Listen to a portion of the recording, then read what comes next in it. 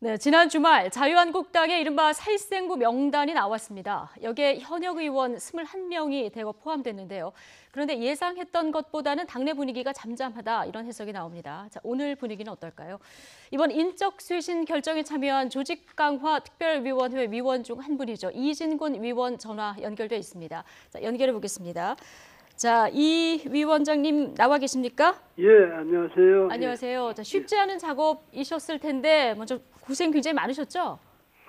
뭐 그렇지만 이번 이 당협위원장에서 배제된 분들 이런 분들 마음 고생만큼이 하겠습니까? 예, 그분들한테 정말 위로의 말씀 드리고 싶고요. 앞으로 또 열심히 정치권에서 노력하시면 다시 뭐 이 명예라든지 뭐 지위라든지 위상이라든지 회복될 기회가 반드시 있을 것이다. 이런 말씀을 꼭 드리고 싶네요. 예.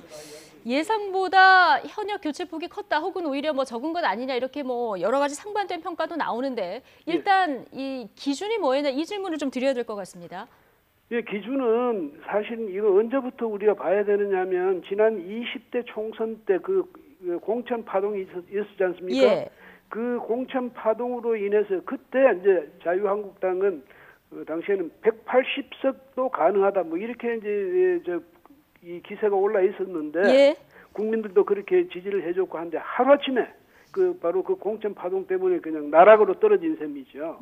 그러니까 그것이 그 이후 정권을 상실하는 아주 뭐 그런 결정적 그 계기가 됐다 이렇게 볼 수도 있으니까 그때부터 시작해서 그 이후에 이제 분당으로 이어지고 또 국정 난맥상이 또 드러나고 뭐 이런 거 그 다음에는 이제 보면 또 이제 분당 사태가 났지만 그 다음에는 이제 뭐 지난번 그 6.13 지방선거에서도 대참패를 했거든요. 또 이런 것도 있고 사실 이제 사법적으로 또 여러 가지 문제에 걸린 그런 분들도 있습니다. 이러니까 이제 그런 고비마다 이런 것을 모든 것을 우리가 감안해가지고 그래도 누군가는 책임을 져줘야 되지 않느냐. 그래서 그 책임 져주실 분을 이제 골랐는데 개별적으로 뭐 나는 너무 억울하다. 다른 사람 비해서 나는 오히려 뭐 나은 편 아니냐 뭐 이렇게 보실 분도 있겠지만 내가 자유한국당의 회생을 위해서 내가 책임을 지고 내가 앞에 희생당한다 뭐 이런 생각을 해주시면 또 감수하고 넘어가실 수 있지 않을까 이런 생각이 듭니다. 네, 개인적인 여러 가지 뭐 의혹이 있는 분들뿐만이 아니라 지금 뭐 총선과 지방선거 패배라든가 분당 여러 가지 두루두루 이제 책임을 물어서 기준을 선정했다 이런 얘기신데 그래서 친박 비박계 의원들이 지금 두루두루 포함은 돼 있는데요. 홍준표 전 대표하고 김성태 전 원내대표는 명단에 없나 이런 의문을 제기하시는 분들이 있습니다. 김성태 전 원내대표는 뭐 그렇더라도 대표 직무 대행으로서 또 현 비대위원회를 구성하는데 선도적 역할을 했고 중심적 역할을 해서 오늘날 어쨌든 당을 이렇게 추스르는데 그런데 기여도 했고요. 또 자신이 이제 말했듯이 정말 뭐 대여 투쟁에서 들깨처럼 싸운다 이랬지만 어쨌든 이 대여 투쟁 전선에 항상 맨 앞에 났었으니까 그런 점을 감안해서 그런 점은 또 우리가 감안해 드려야 하지 않을까 이런 생각도 들었고요. 그렇습니다. 그리고 홍준표 전 대표 있지 않습니까? 이분은 저희들 조강특위가 어떻게 할 수 없는 그 밖에 계시는 분이 무슨 얘기냐면 조강특위라는 게 할 수 있는 일은 당협위원장직을 더 유임하시게 할 것인지 아니면 이제 떠나시게 할 것인지 그것만 결정하는 데예요. 근데 이분은 당협위원장도 아니고 국회의원도 아니고 하니까 저희들이 뭐 어떻게 그분을 일부러 불러다가 당협위원장 시키고 자를 수도 없는 것 아니겠습니까? 일단 홍준표 전 대표 같은 경우는 대상 자체가 아니었다 이런 말씀이신 거죠? 아니죠. 그러니까 어쨌든 쇄신 요구하고 당의 안정성을 골고루 좀 평가를 해서 선정을 하셨다 이런 얘기 같으신데요. 발표 전에 친박 창당설도 굉장히 파다하지 않았습니까? 그분들은 뭐 모르겠습니다. 조강특위가 이제 구체적으로 심사에 들어가고 하니까 혹시 뭐 시중에 들리는 소문 때문에 뭐 친박을 친다 뭐 이런 소문 때문에 그러셨는지 몰라도 아마 방어적으로 그렇게 말씀하신 거 아닌가 생각되고 지금 온 국민이 말이죠. 당 쇄신하라 이렇게 명령하는 이 상황에서 뭐 내가 떨어졌다고 해서 신당 만든다. 그러다가 정말 저 국민들로부터 아주 지탄의 대상이 되고 국민들로부터 버림받게 된다. 이걸 왜 모르시겠습니까? 예. 그런 일은 없을 겁니다. 앞으로도. 그렇군요. 예. 자, 나경원 의원이 이번에 당협위원장 배제를 하지만 21대 총선에서 열심히 하면 뭔가 다시 가점을 얻을 수 있다 이런 얘기를 했거든요. 예. 앞서 이제 이중권 위원께서도 비슷한 얘기를 했는데 예.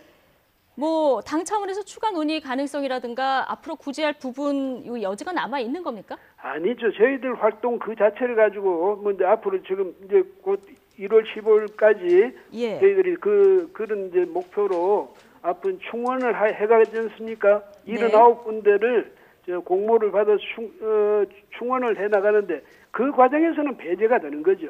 더 이상 뭐 제로는 여지가 없는 거고. 지금 이번 결정에 대해서는 제론의 여지가 없고. 없죠. 없는 거고 이제 예. 저희들이 이렇게 조강특위가 이번에 활동하는 이것은 뭐냐면 2월 말에 있을 전당대회를 예. 통해서 자유한국당이 거듭나서 이제는 정말 정상화된 그런 정당으로서 나아갈 수 있도록 하는 이 정지 작업을 하는 겁니다. 우리가. 예. 그러니까 뭐냐면 위원들을 완전히 이제 재조직해가지고 예. 그렇게 하는 그것이 우리의 임무지.